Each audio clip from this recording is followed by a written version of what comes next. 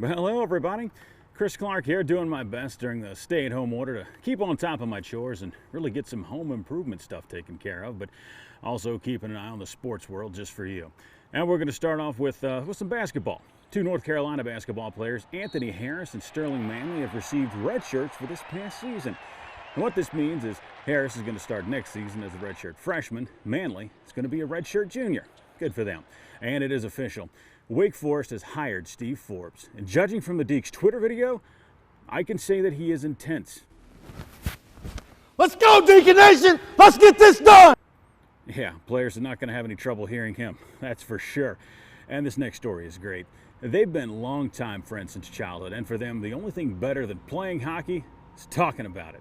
Todd Gibson caught up with 4 hockey fanatics and the weekly podcast they produce. You're scoring from the man down. It started out innocently enough. 4 hockey friends and a weekly FaceTime gathering evolved into something much bigger. We'd have some good banters in there, good arguments. So, we came up with the idea, let's, go live with this and see what happened. Let's get into Around the Rink. We can...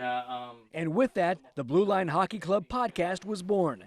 Patrick Sullivan is one of the hosts. He records his segment from the comforts of his closet in Apex. Holly Springs, Fort Lauderdale, and the group's hometown of Canton, New York serve as the other venues.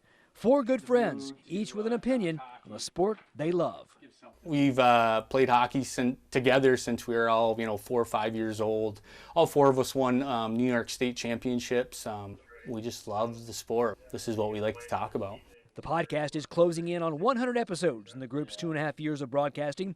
During that time, they've hosted an impressive group of guests, including Hurricanes GM Don Waddell and players such as Theo Fleury, Grant Fuhr, and Eddie Belfour. Yeah, now we're experts, right? We didn't make it to the NHL, but now we're experts. We can talk about it. So, that's what we do, yeah. The foursome record the show on Wednesday nights, and it goes live on Saturday mornings. The podcast is catching on with more than 1,500 downloads weekly. Not bad for a close-knit group of friends who, growing up, just wanted to play hockey. We have fun doing it. It's fun. We look forward to Wednesday nights for sure. Sullivan said despite there being no games to talk about, there is still plenty to address in their 2.5-hour podcast. Well, that's it for Home Improvement Sports. Stay safe, neighbor.